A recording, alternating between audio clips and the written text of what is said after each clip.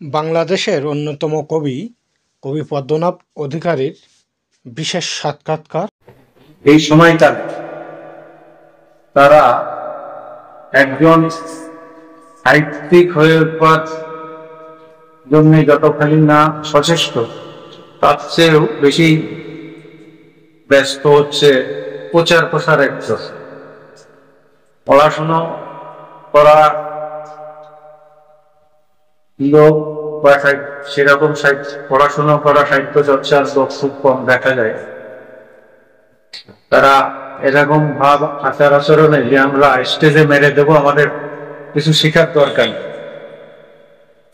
প্রকৃতার্থে সমকালীন কবিতা কি এবং কেন, এই বিষয়টি পঠন পাঠন জানা বোঝা, সেই অর্থে শিক্ষা, এই বোধটা আমাদের ভিতরে এখন কাজ করছে। পাশাপাশি দ্বন্দ্ব আছে, দলাদলি আছে। আর নতুন যারা সাহিত্য চর্চা করছে তারা সব সংগঠনে যায়, সব সংগঠনে উঠাবতা করে, একই লেখা সব জায়গায় দেয়। তাদের লেখার মান কি হচ্ছে না হচ্ছে, কোন পর্যায়ে চললে তাদের লেখাগুলো আরো সম্মত হয়, সেই অর্থে তেমন কিছু হচ্ছে না। যেখানে যাচ্ছে তারা হাতে চলে দিচ্ছে, কবিতা পাঠ করলে হচ্ছে সুন্দর হয়েছে, এবং সেটা তারা আবার প্রকাশও করছে।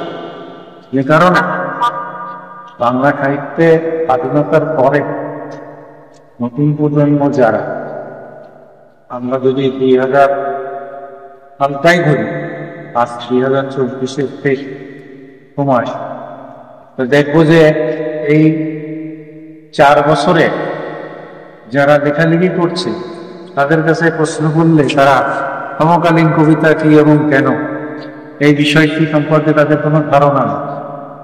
কবিতা লিখবার কলা কৌশলের কথা এদের বলা যাবে না, কারণ হচ্ছে তারা এই প্রসঙ্গে লেখাপড়াও করে না, পর্যাপ্ত পড়াশোনা নেই। কবিতা, গল্প, উপন্যাস, প্রবন্ধ, নিবন্ধ বা আলোচনা সমালোচনা সব আরো দূরের কথা। কবিতার কথাই যদি বলি, সেই ক্ষেত্রে তারা আবেগতাড়িত হয়ে বা কারো দ্বারা মনে আঘাত পেয়ে এই লেখালেখির মধ্যে এসেছে। যারা উৎসাহ পেয়ে লেখালেখিতে এসেছে তারা লিখছে, কিন্তু যারা উৎসাহিত করছে তারা তাদের সেভাবে প্রভাবিত করতে পারে না। লেখালেখি কিভাবে করবে, কেমন হওয়া উচিত, শব্দ চয়ন, শব্দ গঠন, স্তবক কিভাবে হবে, এই প্রসঙ্গে আমার যারা উৎসাহিত করছে তাদের হয়তো ধারণা নেই। আর ধারণা থাকলেও তারা সেই ধারণা একে অপরের ভিতরে ভাগ করে নেওয়ার মতো মানসিকতা তাদের নেই। এই কারণে নতুন নতুন যারা লেখালেখি করতে আসছে 5 বছর 10 বছর, তাদের লেখাগুলো পড়লে আবেগ তাড়িত হয়ে তারা যে লিখতেছে বা কোনো পক্ষবোধ থেকে কিছু লিখতেছে, এটাই বোঝা যায়। কিন্তু কবিতা যে অর্থে আমরা বলি, সেই অর্থে কবিতা হয়ে উঠছে না সব ক্ষেত্রে।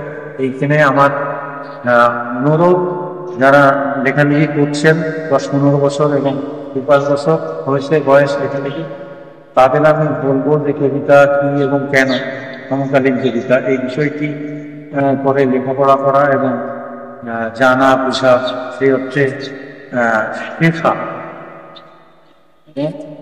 এই বোধ থেকে তাদের উপস্থাপন করা খুব প্রয়োজন। এবং সময়কে অবশ্যই ধারণ করতে হবে লেখা করতে। যে সময় ভিতর থেকে আমরা সময় পেরোচ্ছি, সেই সময়টাকে ধারণ করলে আমরা যেন 100 বছর পরেও বুঝতে পারি লেখাটি করে, যে লেখাটি এই সময়টা এবং এই সময়ে আমার রাষ্ট্র এবং সামাজিক অর্থনৈতিক অবস্থা কি কেন, সেই বিষয়টি আমাদের কাছে স্পষ্ট হয়ে ওঠে।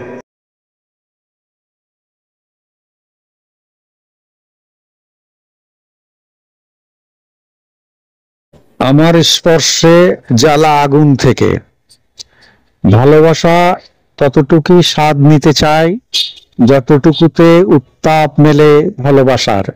সে কারণে জানতে চাই, একমাত্র আমি কি আর সে কারণে জ্বলতে চাই, আমার স্পর্শে জ্বলতে থাকা আগুন থেকে হাহাকার ও আশার শব্দ যেন পায়। এত আশা ও প্রয়োজনীয়তা ভরা এ সময় যে বিনিময়ে শুধু আমাকেই চাওয়া, কামনার ভালো ভরা আমাকেই, এই উদগ্র সময়ে চোখে চোখ রেখে সামনে শুধু তোমাকেই দেখি, যার জন্যে ক্ষুধার্ত নিদারুণ ভাবে যখন ভালোবাসাই সব। এই উদগ্র অংশটা তৈরি হয়েছে।